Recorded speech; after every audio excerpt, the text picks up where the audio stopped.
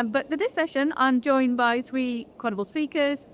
Christina Malcolm, who's the Chief Campaigns Officer at the Department of Energy Security at Net Zero.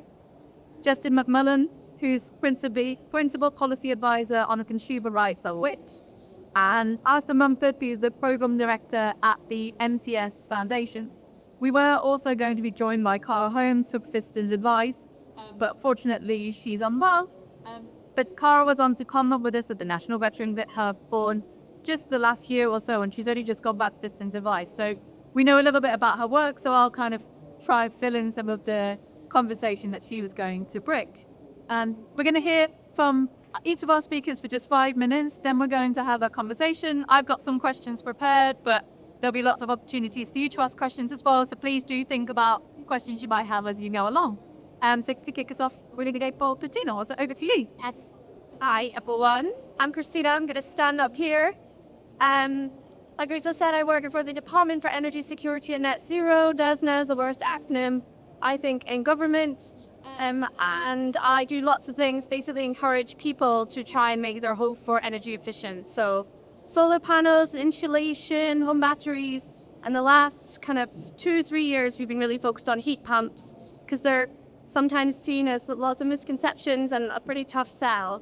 And so in spring of this year, we launched the Warm and Fuzzy campaign, which is all around the government grant, $7.5 grand towards a heat pump. And the whole idea was not to show images of heat pumps because they're not the most aesthetically pleasing according to our creative agency. And instead, what we wanted to do was play on the motivations of heat pumps, which is usually financial. People want to know about the money side of things when you're getting a heat pump installed. But the next kind of big motivators we found were about warmth, comfort, making a warm home for loved ones.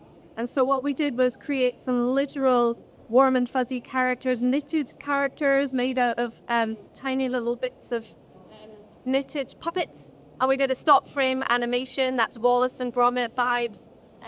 And 20 frames per second, we did a big TV ads, some radio ads.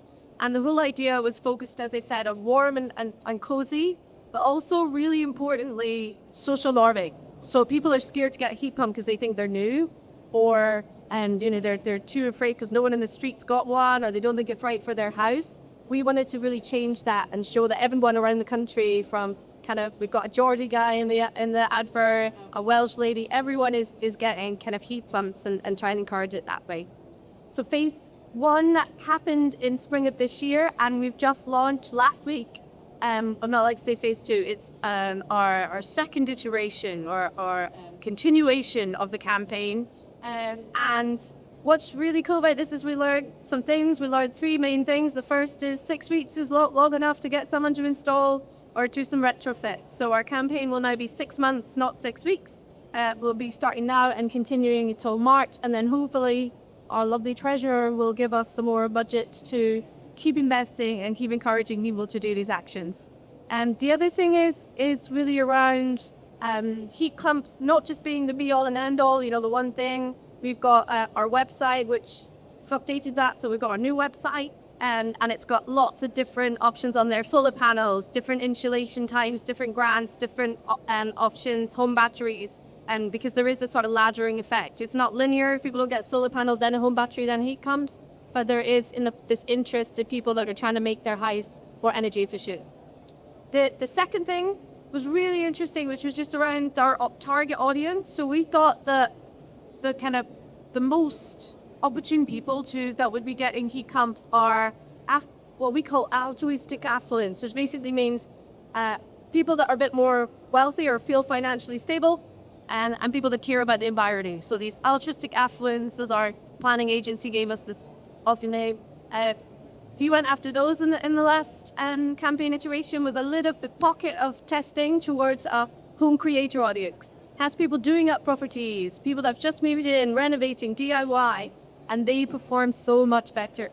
And so the next iteration of our campaign is focused a lot more on home creator audiences, which you can imagine you can target. These are people that aren't necessarily wealthy or feeling financially stable. They're just people that are getting the work done.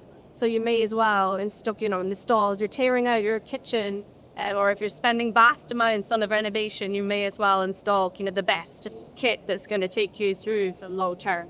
So that whole create your audience is a big thing. And then lastly, spot the spelling error. I'm going to get in big trouble if anyone takes a picture of the improve, but this is hot off the press. This is our creative agents who sent us this, and I was like, can you fix it in time for my panel? And they said no.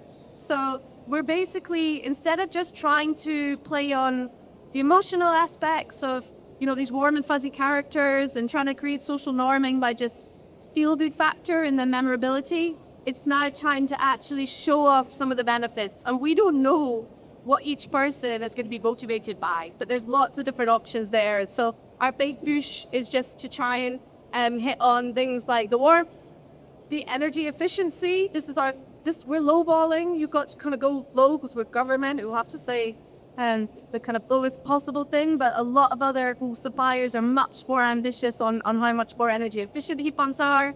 70% less carbon emissions. We'll talk about this, but environment is something people like, but they don't necessarily make a big purchase all of. But we're gonna add it to the MIPS anyway and see how it performs. You can see we've just kind of expanded and trying to cover a lot more benefits. We've got that emotional factor, we've got that heart. Now we need to kind of focus people on the head and as well. So you'll hopefully see this somewhere on a screen roll down near you. And please give us feedback.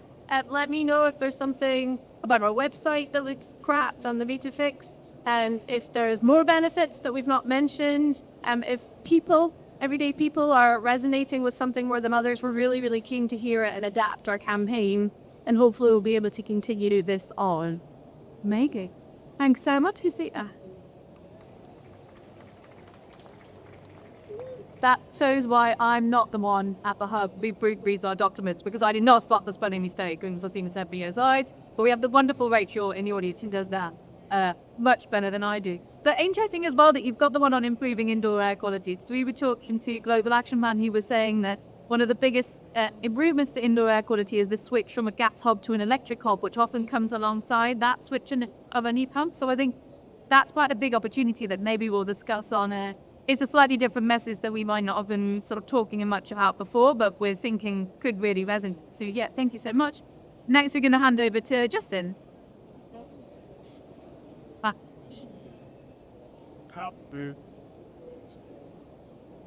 Hi, Sam Justin. I lead Which's policy work on what we call sustainable home heating. And the reason why Which is working on this is because if you look at it from a consumer's point of view, there are some really sort of complex and quite costly decisions here. The products are quite new and unfamiliar, so it's an area where we think both government and business have a lot to do to sort of make it as simple and straightforward for consumers as possible. So I probably win the prize for trying to fit the most on that one slide. But I wanted to start with some good news. And there is some positive news here. The number of consumers who are actually thinking about making some of these changes to their properties is quite substantial in some areas. So about 60% of people are considering installing solar panels in the next 5 years. About 30% think about insulation. About 30% say they would consider installing a heat pump next time their heating needs to be replaced. But obviously there's more that needs to be done, both to push these numbers up, but also to ensure that those people who are considering these changes actually can make the journey through to actually installing these measures and seeing the benefits. So we also obviously ask consumers about what are some of the barriers, what puts you off some of these measures, what do you find difficult? The first one is probably around sort of awareness and understanding. So awareness isn't really an issue so much for insulation or solar panels. Installations get around for a long time. Solar panels, we can see them. It's quite straightforward. But it is still an issue around heat pumps. With an audience like this, there might be an assumption that everyone knows about heat pumps. Everyone knows that there's an alternative to gas and oil boilers. That's just not true. There are about 40% of consumers who are just not aware of heat pumps. They're not thinking at all about the need to move from fossil fuel heating to low carbon heating. So there's a simple awareness piece of work we need to do, and obviously the DESNES campaign is contributing to that. But beyond awareness, there's also understanding. And I'm not suggesting consumers need to be an expert in everything, because they don't. But as soon as a complex question comes up, they do feel concerned and anxious if they don't know the answer. So there's a real need for good quality advice that's very specific to their circumstances, to their property. Then the next barrier that we hear a lot about are the cost barriers, the financial barriers. They always come up top in the surveys when you ask consumers about what are the barriers in these areas. It does mean different things to different households. So there are obviously some households who simply can't afford these changes, and they will need grant funding it. Go ahead and make some of these changes. For other households, it will be quite a stretch, but with the right financial products, with the right loans, they could afford these changes. For other households, it's quite interesting. It's not so much about affordability, it's about their willingness to pay. So we've been having conversations with households that do have the savings to make these sorts of changes, but they highlight some of the difficulties they're facing, some of the friction, some of the unanswered questions. So it's more about willingness than ability. So there are different things going on when people say that upfront cost is barrier. Then the last one is about trust. And these are, as I said, they're relatively unfamiliar products for most people. Certainly heat pumps, people literally don't know about it. Insulation, it's certainly not something you buy regularly. Solar panels, they've probably seen now increasing number of sort of neighbours, family getting them installed. But it's an unusual purchase. They're a bit anxious or a bit concerned about it. So it's particularly important with this sort of product that people feel absolutely sure that their installation will be a good quality. If anything goes wrong, they will be able to get it fixed quickly, and that will be straightforward. So ensuring there's good trust is really important. Finally, I just put along the bottom there are other technologies there as well, which are very closely related to this. So whilst we're talking about home heating, it's also worth thinking about it with a sort of home energy lens as well, because a lot of the savings, a lot of connections are also linked to whether you have an EV, whether you have a smart tariff, whether you have a battery. So it's just another element that we probably need to start thinking about stuff. I'm Justin. Thank you. Very easy. I'm going to be Cara first. Oh, sorry. So I'm not Cara Home, but Cara was on secondment to National Retrofit Hub for a year before she returned to Citizens Advice and became their interim head of Net Zero Homes. So I'm going to talk to you a little bit about the work, mostly the work that Cara did while she was with us at the Hub and where you can find that. So I think it's a really important part of this whole picture. And what she's been working on since, or her team's been working on since in Citizens Advice, is all about consumer segmentation. So the idea here is that depending on the type of person, the messaging might be quite different. And so it's important that we know who we're sort of talking to, who we're targeting, and what sort of advice those people are getting, but also what sort of motivators might work best for them. They're doing some work on this at the moment, so watch this space for some resources that will be published by Citizen Advice based on this consumer segmentation. But here's I wanted to touch on was some work that Cara did for us on understanding citizen demand. And what we kind of realized was that there was a lot of research and evidence out there on what citizen demand is made up of. So we now got on our website a literature review which tries to pull together all the stats, all the studies. It's got a really long reference list of the FAQ. It's got key things you can pull out when you're talking about this in your own practices. And it's really meant to be there to help the industry to sort of pinpoint different bits and go, oh, X amount of people think this about this. It's got some really clear, easy things that you can kind of pull out and use. It's free sort of for you to sort of steal as much as you want from. But the way it's broken down is into these 4 main topics, very similar to the ones that Justin was talking about. So starting with awareness, thinking about how aware residents are of the need to make change, of the technologies that are available, of the process that needs to go through, they need to go through, about the steps that they can take and how do they sort of get onto this journey.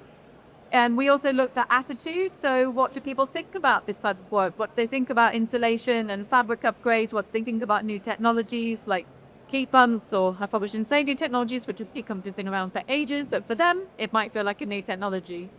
Then we looked at ability, which comes into things like, are there people able to pay? Are they able to access finance? But also, are they able to withstand the disruption? Are they able to plan the work themselves? Are they able to contact the right people to install the work for them? Are they able to get the right advice? And then appropriate trigger point. And then this really overlaps with something that Christina found, which is people are more likely to do this work when something else in their home is happening. It makes more sense for them from a financial perspective, but also because they're already facing disruption. And it's a great time to start talking to people. So we looked at what those external events might be. Maybe it's moving house, maybe it's doing an extension, maybe it's replacing your kitchen. But also there are things that people can plan towards. They might have in their minds, oh, my boiler's only going to last maybe another 3 years. So how do they get to the point when their boiler fails, that they're able to do this work? So we've looked at each of those different things. I really encourage you to go on the website, check out the fantastic work that Clara did while she was with us. And now I'm going to hand over to Alistair.